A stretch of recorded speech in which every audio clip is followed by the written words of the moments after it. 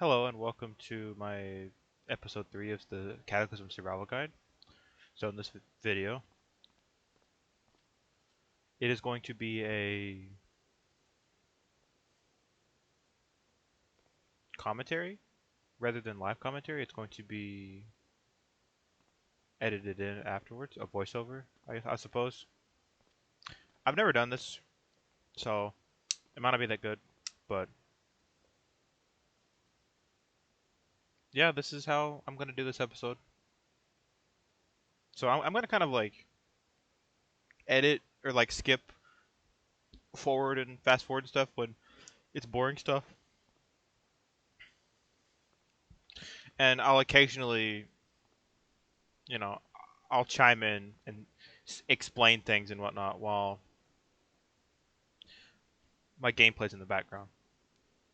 So this will make it easier for me to explain things and talk about things that happen in the future and whatnot without actually being bogged down while playing the live commentate everything. So hopefully this is a good way to do it. Alright, so right now I'm currently working on some small base management things. I'm about to go up and take down the large metal tank up above, I believe.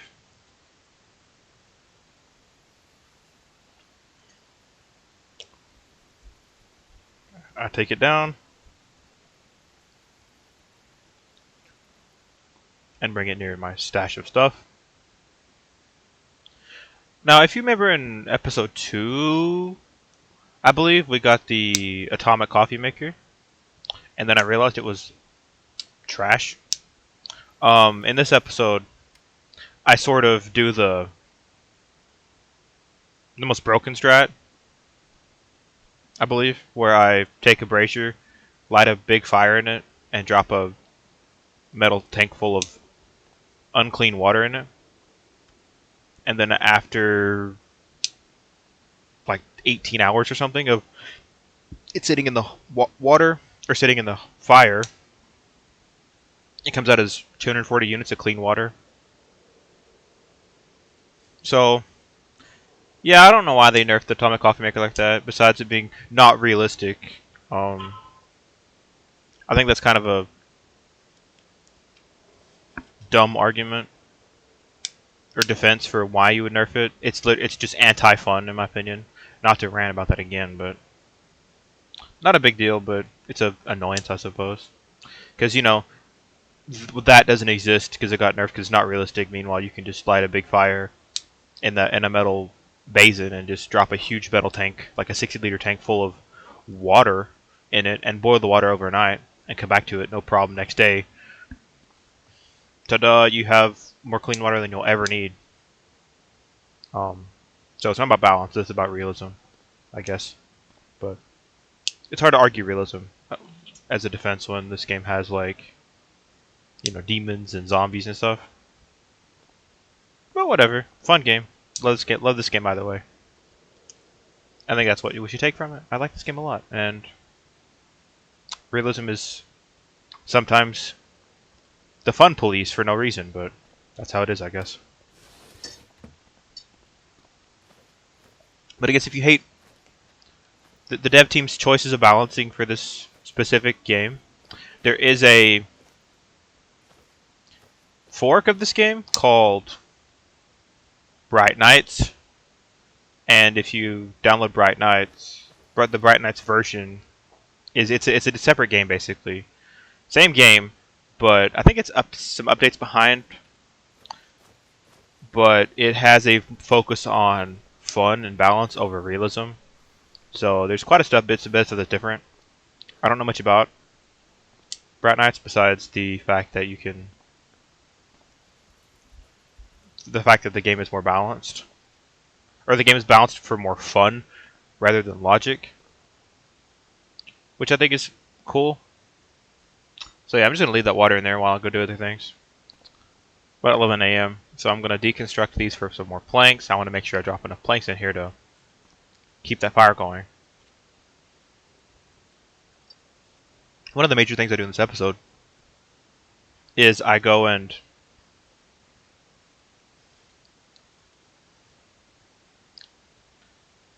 I go and check out the LMOE shelter, and I believe I do a bit more. I do a bit of exploring this episode. This might be kind of a short episode because I'm gonna cut out or fast forward a lot of the exploring because it's nothing. I didn't really find much. Actually, I did find something. I found a science lab. I'm trying to remember what I did. All I did because this has been a few days and my memory is absolutely atrocious. It was like 2 days ago I played this and I played some more Cataclysm since then. I've been playing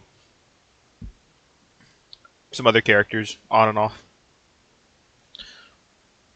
In the meantime, as well as playing Diablo 4, balancing those games.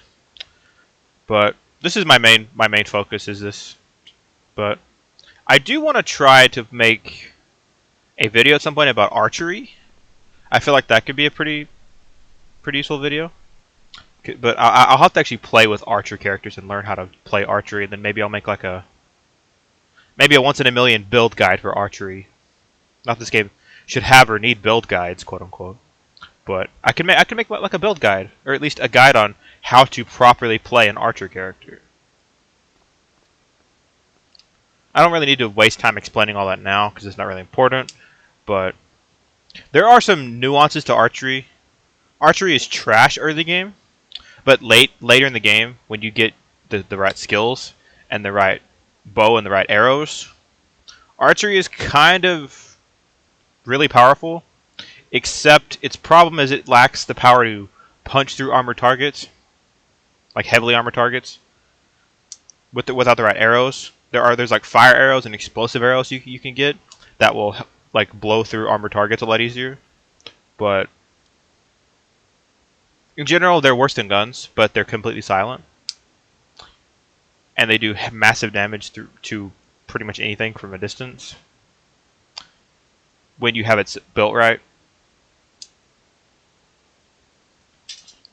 So, yeah, there's that. Of course, if you want overpowered archery, you can install Magicalism and go learn the animist spell called Magic or Nature's Bow. Nature's Bow, the magic bow you summon from that. Yeah, see, there's the big tank of clean hot water right there.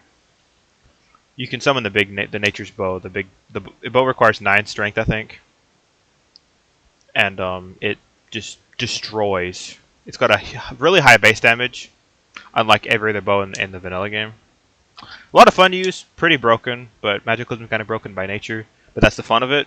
It's not supposed to be realistic or balanced. It's supposed to be just fun and ridiculous. So it's a great change of pace if you want something different to add into your Cataclysm world. I like adding a load of mods. I like adding Aftershock, Magicalism, Zedra Evolved, like stats through kills, just full chaos. Like just send everything at once, basically kind of world. There's a lot of fun to have that much stuff going on in your world, but there's plenty of stuff in the vanilla game you can experience and play with without needing mods at all. So not a big deal either way. Once again, play the way you want and the way that's fun, not the way people tell you to. But yeah, kind of done with base management. Not really, but kind of talking over the base management stuff. Right now I'm just looking into crafting random things that might help out. I think I'm trying to level my survival or my fabrication skills or something. Yeah, I'm looking into making more bandages because I was considering leveling up my healthcare skill through and in getting the wound care proficiency, because the wound care proficiency and the bandage proficiency or the healthcare skill will improve the power of or the effectiveness of your bandages and your antiseptic. So, in a run like this, where if I take damage, I heal really slowly from it. It's quite punishing to have poor healthcare because the better your effectiveness of your bandage and your first aid or antiseptics, the faster you heal from injuries. I guess I probably went. Yeah, right now I think I'm all tabbed looking up how to get cotton sheets. Which, if you want cotton sheets, you have to disassemble sheets like from like off of Windows, or you have to disassemble like clothing. If you cut up sheets or clothing, you don't get sheets. You get cotton patches, which are not cotton sheets required for making makeshift bandages. But if you want to train your healthcare skill, you actually don't. The practice for healthcare training doesn't actually consume your bandage. I didn't know that, which is why I'm looking this up right now. I was trying to find a way to source makeshift bandages to consume for the practice, but you don't need to. It doesn't consume bandages. It just needs one bandage of some type to practice bandaging wounds with. Alright, so it's later in the day, and now I'm currently going to use my e-ink tablet I got to actually scan and store books into it.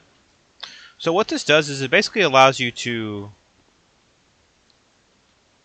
basically store a book into a tablet and remove its space it takes up in your inventory. This is great for stockpiling a ton of crafting recipes. You can even read these books from your tablet. I don't advise doing that unless you have a nice consistent source of battery power, like a battery charger box or something with tons of batteries in it. You can rotate out. But otherwise, I would advise reading the books themselves still. But having this tablet full of crafting recipes is great for just carrying it around, especially if you're on the go a lot. You never know when you might want a book or a crafting recipe of some sort on the go for something. So, not needed by any means, but it's a fun little neat thing you can do if you really want to. Alright, so it's a little bit late in the day again. Currently I am reading some books and passing a bit of time. I'm kind of passing some time reading and doing like idle small things and eating lots of food to stockpile calories while I'm just letting my torso heal. I don't really want to go on a long like exploration excursion or anything until I get my torso healed up. Because if I do, I risk the chance of taking more damage on my torso, and I don't want to risk dying. So I'm reading some books. Read a survival book. I read like a computers book, just random things to level up some of my miscellaneous skills. I believe I also wash and equip a holster to put my Beretta I found in. Because I remember finding a holster off of a zombie soldier or something I killed, and I put the gun in the holster because if you put the gun in a gun in like a holster or a knife in like a sheath that's equipped to your body, the time to pull it out of the sheath or the holster is much faster than having to take it out of your backpack. So it's great to have a gun or a knife or a weapon on your side that's quick to pull out in a pinch. Which is why I'm carrying that pistol on my, I'm staying strapped, as they say. It's kind of important to have a backup gun, or have an emergency panic gun, because sometimes the situation gets really hairy really quickly, and you just need to pull out a gun and just start blasting. So, sleeping right now, I think it's either this day in game or the next in game day. I decided to go exploring. The first thing I do though in this next operation is I actually explore the LMOE shelter, and I relocate my base over there basically. Because the LMOE shelter, when we get to it, is very good.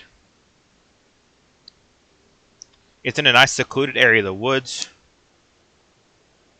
You can, if you have a good opening in the forest, you can drive a bike straight up to it, and it's really safe and just kind of great to hide in that little LMOE shelter. It's got tons of supplies in it too. You have to be careful though, because there are some LMOE shelters that are full of zombies, or like have like a survivor zombie or something in it. Those can be kind of dangerous, especially if there's a feral. Yeah, right now I'm kind of checking my surroundings, planning out what my next move. I believe here I go to explore, and then I forget something, so I have to go back.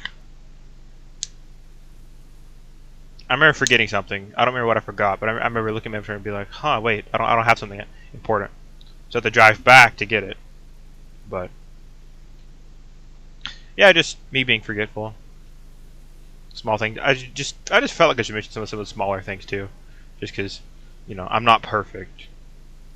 Yeah, that's a mound of dirt. Mound of dirt is a dermatic nest. For the love of everything, stay away from dermatics. I'm not going to really tell you how nasty they are, but they are very dangerous and will really mess up your character. Do not let them sting you. They are horrible, horrible creatures. And do not let the dermatics get near you. If you see dermatics, or if you see a mound of dirt, avoid it unless you can remove it with a giant, just inferno of nukes or something. Just burn them, kill them with fire. Is what I say. Yeah, this is where I realized I'm missing something, so I drive back. The thing about the super bike is it's a bike. It's really efficient on gas, so I can drive it quite a long ways and cover a lot of ground with it, without being too held down by a big vehicle or something that uses a lot of fuel. So it's pretty easy to refuel, and I have plenty of places I already know I can go get fuel. There's a gas station in that town up there that we first visited, and there's a gas station on the road later I find that I refill it at. So we got plenty of gas to fill it. So it's gonna be my primary source of transportation for a while until I find something that's more like a mobile base than anything else. Yeah, I'm gonna speed up this exploration, and I'll be back when I do something else.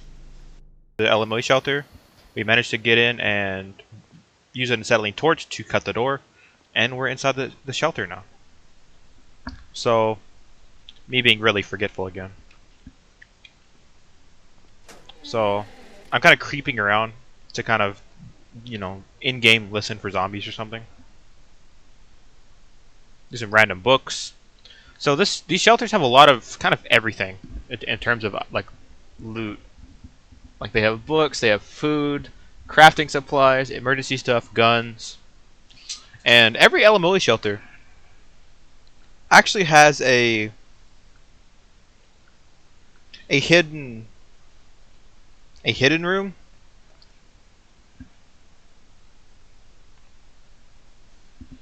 And if you know where to look, they're really easy to find.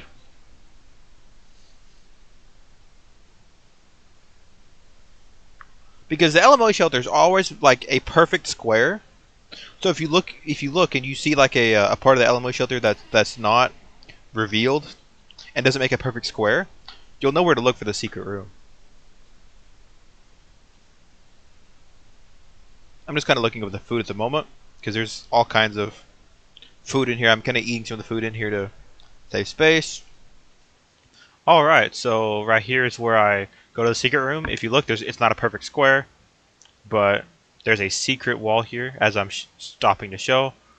The unexplored corner of this perfect square is where the secret room is. This should be the same for every LMOE shelter. It's worked for every one I've been to. Usually the secret room has guns and other nice things in it. As this one does, it's got guns. And it's got some more non-perishable goods hidden in there as well.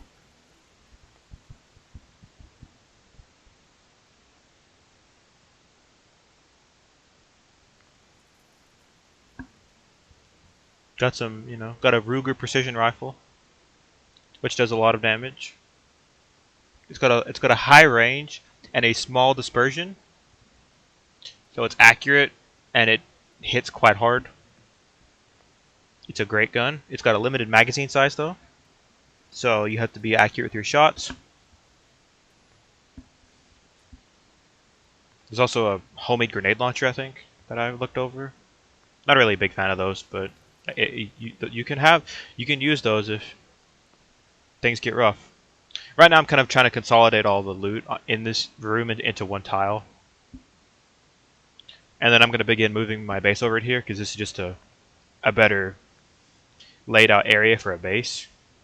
Especially if you're going to get into a bit of base building later on. Like building like power for your stuff. And getting like lights and all that put in here. it's especially good for that because you have a lot of room to build and make stuff because you have several decently sized open rooms to work with, so it's pretty good for that. And I am now done with moving all my stuff over to the new base, I believe. Um, right now I'm just practicing my bandaging. Now that we're in a safe, nice, chill spot, if you notice, it took a long enough time for my torso to heal all the way up. I still want to unlock wound care proficiency. The, yeah, so now I have wound care and wound care expert. So I did some wound care training in between cuts as well, off camera. So we now have, or I now have a wound care and wound care expert, which makes our bandages a lot more efficient, and we heal a lot better. Now I'm just doing some random training to brush up on some of my skills that may have rusted in between the downtime. And I'm kind of just burning time until like I decide to rest again, and then I'm gonna go out exploring.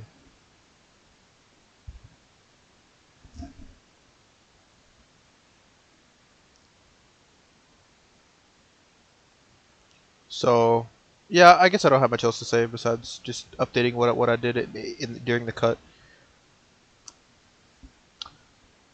So,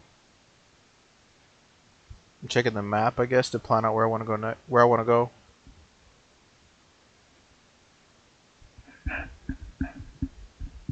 I'm just randomly looking at my books because I have quite a few books that I can still read. Not really. There's nothing really super important though. I don't really have any important books to read right now. I don't have like a mechanics book or better healthcare books or anything. I'm kind of just got like electronics and like computer books, which are helpful, but not until later on. Unfortunately. And we are now the next day. It's 6 in the morning. I'm all ready. I'm full. I'm hydrated, and I'm ready to go explore. Now, there's a lot of exploring I do that I really don't find a whole lot.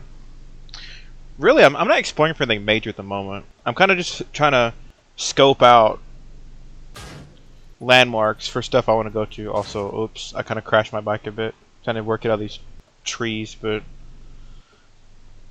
after this moment, I kind of realized maybe I shouldn't park my bike in the middle of all these trees.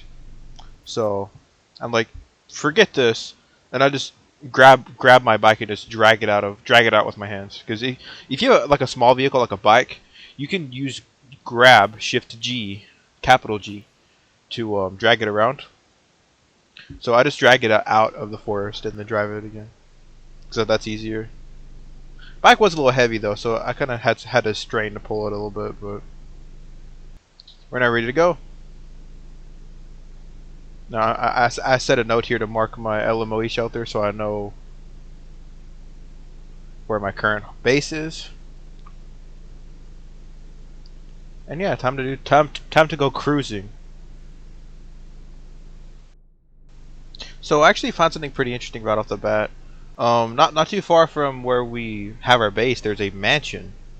Now mansions are pretty cool because they're big points of interest, or POIs, as I'm gonna call them. And this POI in particular has a zombie soldier, which I do want to try and kill. But there's a lot of other stuff kind of around. So it's kind of annoying to just drag him out specifically, but I try to drag him out on his own to kill him, so I don't have to deal with the others. Kind of just using my bike idling sounds and sight lines to lure them around to get them to split up. Mansions are kind of dangerous because mansions can have quite a few zombies in it. But due to the size of the mansion, and like the just how much stuff can spawn in the mansion, you can get a lot of good stuff from a mansion if you're lucky. Mansions have a pretty wide array of loot you can get from them. At first I thought about luring the zombie soldiers to the fungaloids, but then I realized I wouldn't be able to loot him as much as I would want to. And I don't want to get close to the fungaloids because the fungal enemies can actually infect you with a fungal infection, and it's basically lethal. Don't get fungally infected unless you have antifungals ready, because the fungal infection will absolutely screw you if you get it and you can't cure it. It's extremely dangerous. But you know what? Everything in this game is extremely dangerous, to be honest. So our pipe spear isn't that good against the zombie, because he's a zombie soldier and he's got armor. But we can damage him with our pipe spear. It just takes some evasion and kiting to get him to die from the pipe spear. If I wanted to be super careful, I could just let him finish bleeding and then see if he needs to die. See if I need to hit him anymore to kill him. Because zombies will bleed out just as easily as you can. And stuff like spears and knives are really good at inflicting bleed. Piercing damage in general, the piercing damage type is like extremely strong for bleeding. So I kill him. He drops some MRE. He drops some MREs, and he drops a ballistic vest. And that ballistic vest is actually really good. There's also a Molly assault pack, but I'm kind of like,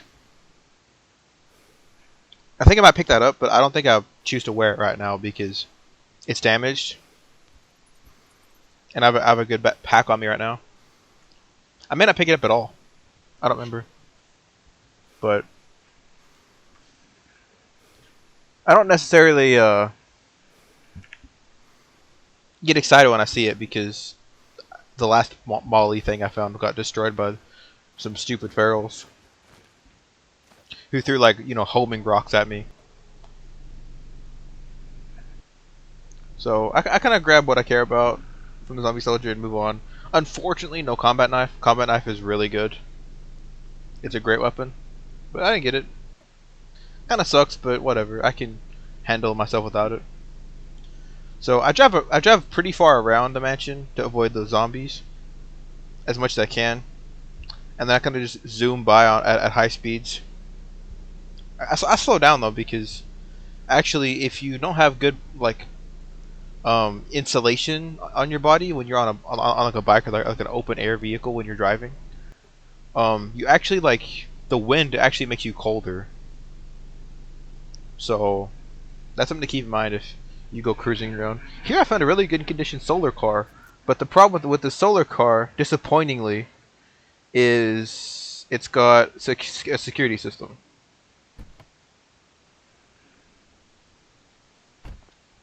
So I kind of just immediately bailed on that car. I should have actually. I'm kind of dumb. I should have made a note of that car because that car had batteries in it, and those batteries are pretty good if they're in good condition. Right here I see a campsite. I notice as well. So I make a quick trip to the campsite. Campsites can have some decent stuff. You can get a compound bow and some other really neat stuff at campsites. Which the compound bow I think is the best bow in the game. But you can't craft it, you have to find it. There's a machete multi-tool, which is decent if you don't have any of the most basic tools in the game. Do not fight with it though. You do not fight with this tool here. The machete multi-tool is extremely flimsy and will break very quickly if you fight with it. So I just bust the tents that I have trouble getting into because it's easier. I don't remember if I find anything good in here actually.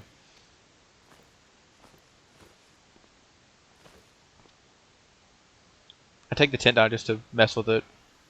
You can take the tents down and use them if you want, but I don't really see a point. Tents don't have that much of a use when you can just cruise into a building and just be safe that way. Here's the science lab I found. Right there. I don't go into it obviously, but right now I'm adjusting the color because that like dark blue on a black background is pretty awful to look at, and it's hard to see what exactly it says. So I just kind of look through which color I want to change it to. I believe I settled for blue with a cyan background.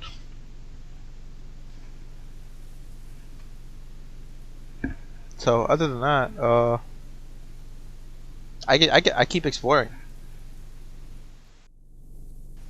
So actually, just north of where I was, just in the last clip, I found a dairy farm. Unfortunately, there's zombie cows there, so I want to avoid them because zombie cows are just something I don't want to mess with. I can outrun them, but they're not worth fighting because they hurt massively. Now the dairy farms always spawn us with like vehicles, so they're worth getting a glance at, see if maybe if you want them. Sometimes it can spawn with a 4x4 like ATV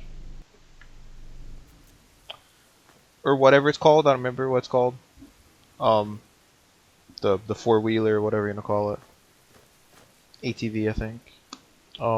That's a really good vehicle. It's a lot of fun to use too. But I noticed there's a body site over here, like a scientist or drug deal body site. Because I saw the Kraken. I'm just being dumb and looking at the toads really zoomed up. So yeah, because I saw that Kraken. Krakens are actually harmless, unless like they don't really bother you. So you can get really close to them and they don't care. I was looking for a Mygo, which is why I was kind of being really careful. I see a really cool vehicle right up near the dairy farm. Take a look at it. I'm like, okay, this looks cool. It's got a faulty engine, but it's got gas. It's got a battery, and then I see it's got like 4 faults on it. I look inside, find basically nothing. Once again, I probably should have made a note of it because if I wanted to fix that, I could. But I'm not really a fan of that specific vehicle. I like the I like the Humvee. It's that APC or whatever is a little too long for my preference. Because for me, for vehicles, I don't like big, huge, long vehicles because those are kind of annoying to drive. I like smaller mobile things, and I like having like a base or a forward base set up nearby. Yeah, see, right down south of where we are, there's a gas station, and you know I take that chance to go down there and refuel. Although I am careful because gas stations can spawn zombies, especially later in the game. They can spawn some really dangerous zombies. There's a mass grave right there that I have to drive around. I noticed the mass grave is kind of at the fork in the road. Also, if you notice just now, you know, I just stopped because I heard gunshots, but then I realized the gunshots are coming from the lab underneath me, because the science labs have like turrets inside them and like at the very bottom floor. Yeah, so that's from the science lab.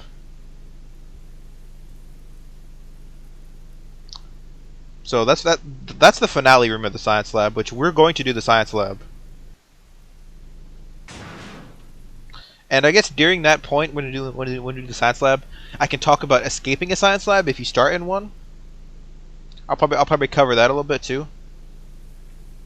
I might do a whole video, like a dedicated like single episode of the survival guide or whatever, where I do a new start character with the lab escape challenge, just to show you how to get out of the lab if you do a lab escape.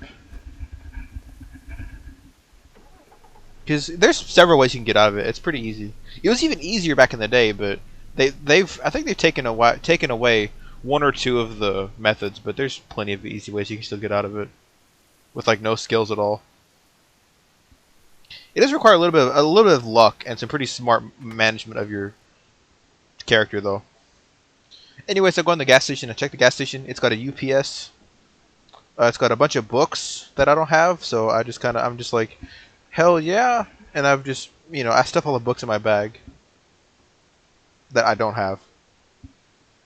So remember, this is kind of a major playthrough where I want to learn. I want to basically try to make use of every skill that's not social. I don't really care about the social NPC aspects of this game, but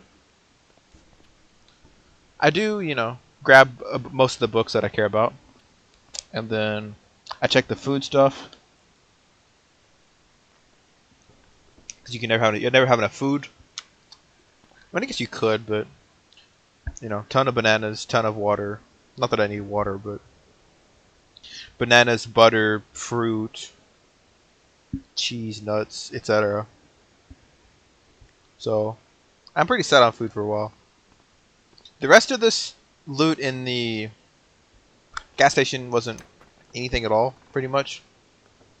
If I remember, say for this maybe this stuff over here, which there's batteries in the food processor multi cooker,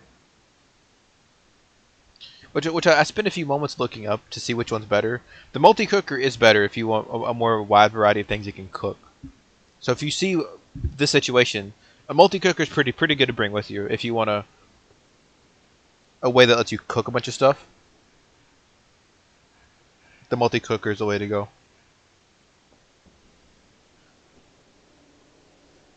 But yeah, that's about all that's worth mentioning here in this gas station. So onwards we go. So the next thing I find, which is not too far down the road from where we just were at the gas station, there's actually a campground here. There's a zombie in here, so I use the bushes and the trees to jab away at the zombie.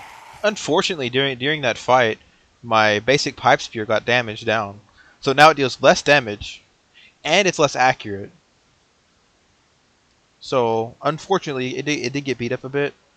We can probably go fix it with our welding welding supplies back at the base, but it's worth noting that eventually, based on luck, your weapon will degrade and damage down. But just to make sure you have a way to replace it, like a welding setup, or a new one ready to replace it with.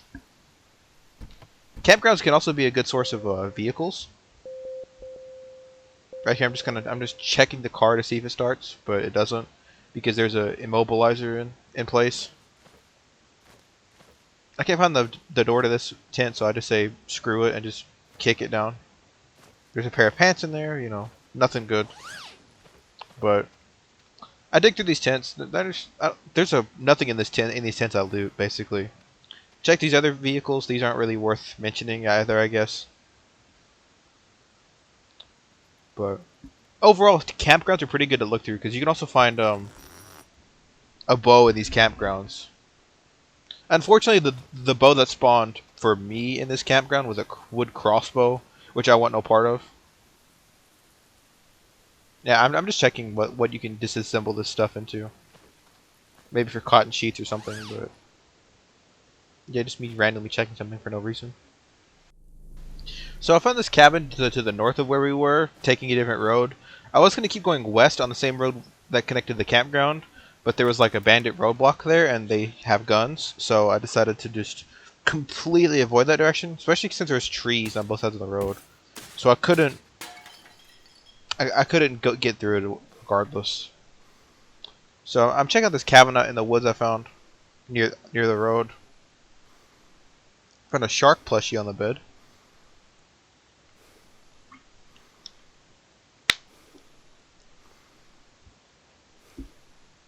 Also just checking random disassemblies to see what I get out of it. Basically making a note for myself.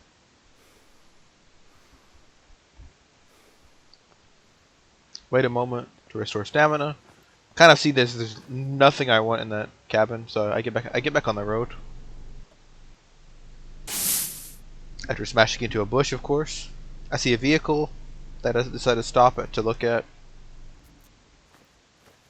This vehicle unfortunately has a faulty engine and a security system, so I kind of just pass it by because I'm not really that desperate for another vehicle at the moment.